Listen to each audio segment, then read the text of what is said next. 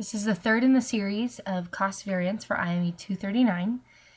In the first couple of videos, we talked about cost variance, materials variance, and labor variance. In this video, we'll be talking about overhead variance, specifically variable and fixed overhead variance. And so we'll get started with an example, and we're going right back to our Rubik's Cube example. So variable overhead is applied on a per direct labor hour basis, while fixed overhead is applied on a per unit basis. The actual variable cost applied per hour for overhead was $0.71 for Q1, and the actual fixed overhead applied was $25,160, and that's for the quarter. Recall that the yearly budget for the fixed overhead was $97,000. So we're going to have to adjust that yearly budget for the quarterly analysis that we're doing. So for Q1, calculate A, spending and efficiency variances, and that's for the variable overhead cost, budget and volume variances, and that's for the fixed overhead cost, and then the total variable and fixed variances. So before we get into that, I mentioned in the standard costing videos that the overhead costs, well, all standard costs come from a budget. The overhead costs are listed in a budget as two separate entities, the fixed overhead budget and the variable overhead budget, and they're grouped into large quantities, summed quantities. So the fixed overhead budget is that $24,250. Now that's $97,000 for the yearly budget divided by 4. The variable overhead budget includes items like indirect supplies, warehouse wages, which don't directly affect one product. And the quarter one variable overhead budget is $16,250. That's based on 78 cents at the production quantity. So as we get into the variable overhead variances, we can see on the left-hand side the table, we have the standard price for variable overhead, which is from the Rubik's Cube standard cost video, 78 cents. Our standard quantity of labor hours per Rubik's Cube, which is 5 minutes. And then we have an actual price, which is stated in the question 2 slides ago, at 71 cents per unit. And our actual quantity of labor, which is that 5 minutes, but reduced by 12% because of our process improvement, our more efficient timeline. So again, what we have here is a spending variance, and that's our price variance for variable overhead. One more time, that's keeping the actual quantity constant. We want to know the difference in the standard price versus the actual price. Our efficiency variance is our usage variance for variable overhead. Keeping price the same, we want to know the difference in standard quantity versus actual quantity, and so that's where those equations come from. So you can see how those add up for the quarter. In the table on the top, we have adjusted the standard quantity of labor hours for the number of units produced in the quarter. And we're going with the 247,500 units.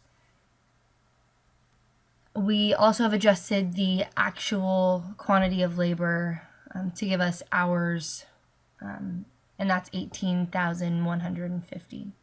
So the spending variance takes the standard price minus the actual price and multiplies by the actual quantity of labor used. That gives us a favorable value of about 1,270. Our efficiency variance is taking a look at the difference between the labor that we've used. And that takes our standard labor of 20,625 minus 18,150 and multiplies by our standard price of 78 cents.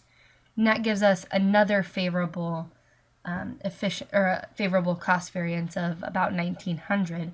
You add both of those up and we get about a 3,200 favorable total variance for variable overhead. Now that makes sense because if we take a look back up at the table at the top, we can see the price, the actual price is lower than what we budgeted. Our actual quantity of labor going into each unit is also lower than what we budgeted. So we would assume that both the spending and efficiency, and therefore the total variances, will all be favorable. And now we're getting to the fixed overhead variance. And this one is different than the others in that it's easier to think of it as actual, budget, and applied. So the actual is on the far left. That makes sense because it's your actual price times your actual quantity. That's your actual fixed overhead. That's what you actually spent on overhead. Your budget's in the middle. That's what you've budgeted to spend for the quarter. The applied is what you planned to apply on the amount of units that are produced. So with fixed overhead, you want to apply all of the overhead that you decided at the beginning of the year. So if you produce less units, you're really not applying all of the fixed overhead that you should have been. You're applying less than you should have been, and that gets a little bit tricky. So that's why it's easier to think of it as actual on the far left, budget in the middle, applied on the far right. That makes our budget variance the difference between the budget and the actual. And our volume variance, because remember we're taking a look at, well, did we produce enough volume to apply all of our fixed overhead? Our volume variance is the applied minus the budget. You can see in the table on the left-hand side, our budget was that 97,000 per year, which we divided by 4 to get our quarterly budget. We have a standard price for fixed overhead of 0.097 per unit. And then we have an actual of 25,160, and that was given in the problem. We have those Q1 costs. We have the applied of 0.097 per unit times the 247,500 units that we actually produced in the quarter. Our budget is the 24,250. Actual is what was stated in the problem. Our budgeted variance is a negative 910, which is an unfavorable 910. And that's because we budgeted for 24,250 and we actually spent 25,160. Our volume variance is an unfavorable 242.5. And so what that says is that we produced less units than we budgeted or than we planned to, but we were also paying, because our budget variance was a negative or was unfavorable, we were paying more for the units that we did produce. So we were applying a higher rate of fixed overhead for the units that we did produce, and we produced less. So that makes an unfavorable budget and volume variance. That makes our total variance a negative 1,152.5. So if we take a look at the revisited overhead budget, we can see that the budget column is for the 250,000 units that we thought we were going to create at the beginning of the quarter. Well, after the quarter, we said, okay, well, we didn't create that many units. We created 247,500 units. So let's apply that standard rate to these units and see how we actually fared. And then we have our actual prices. So the variance is the difference between the standard, the actual production rate, and the actual quarter one numbers. So you can see the values that we just came up with, the negative 1,150, the positive 3,200, and those are comparing the actual again to the standard. And all of those numbers line up. So it's easier to see on a budget than just kind of doing the numbers in your head and having them float around. So the total cost variance, similar to the total standard cost, is just the summation of all of the cost variances. So we end up with a favorable total cost variance because our labor variance is so favorable. And that's the portion that we didn't do on the PowerPoint, on this video. That was the portion that was done in class. But we can see that we have a favorable total cost variance, which means that we could probably take a look at materials and fixed overhead variance and see exactly where we're going wrong. But for the most part, we're coming out in a favorable way.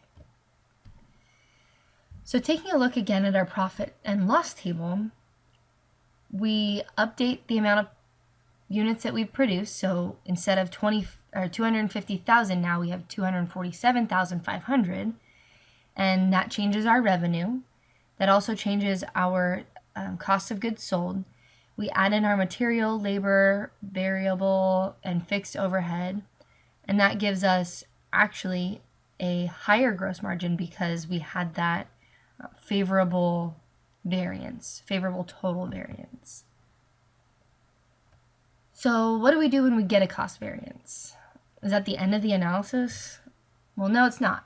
As I have mentioned, this is a good springboard into new actions, into finding, well, where exactly are we going wrong? How can we improve?